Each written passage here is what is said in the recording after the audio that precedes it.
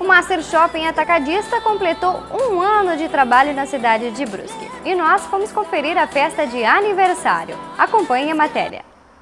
O Master Shopping Atacadista de Brusque realizou uma programação especial para comemorar um ano de trabalho. E um ano foi pouco para tantos projetos desenvolvidos. Olha, pra gente, empreendedor, é um privilégio poder ter investido na cidade de Brusque. É a cidade que é considerada aí o berço da fiação e é um grande polo do mercado da pronta entrega a nível de Brasil.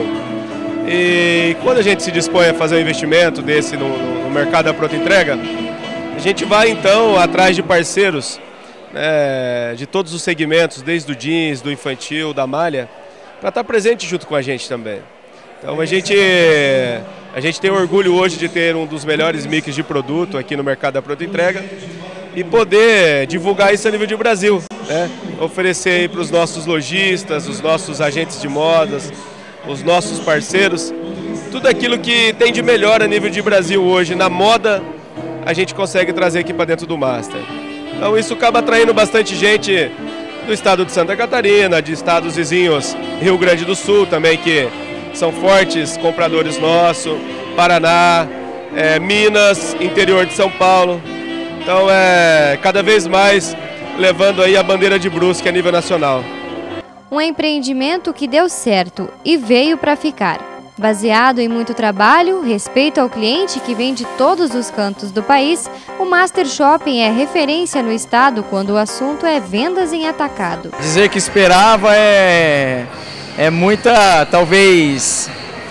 prepotência talvez, mas acredito que quem trabalha alcança, né? Então nós trabalhamos bastante, nos dedicamos muito, plantamos bastante e quem trabalha chega onde pretende chegar. Eu acredito que um planejamento bem feito, uma equipe bem orientada, todo mundo sabendo aonde pretende chegar, acredito que tudo fica mais fácil. Então, vamos dizer que certamente nós estamos muito contentes pelo resultado que esse ano proporcionou para nós de Master Shopping.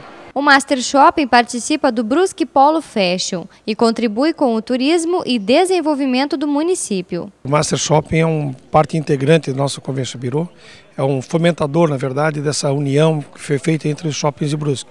E esse um ano que a gente desenvolveu muito com o proprietário, o Cleberson, e o gestor, o Tiago, dentro do Convention.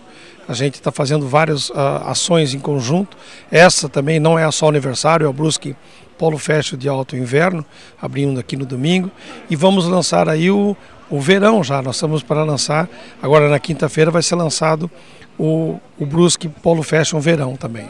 Música ao vivo, roleta premiada, bolo de aniversário e muitos doces fizeram parte da organização que deram um brilho ainda maior às comemorações de aniversário do Master Shopping Atacadista.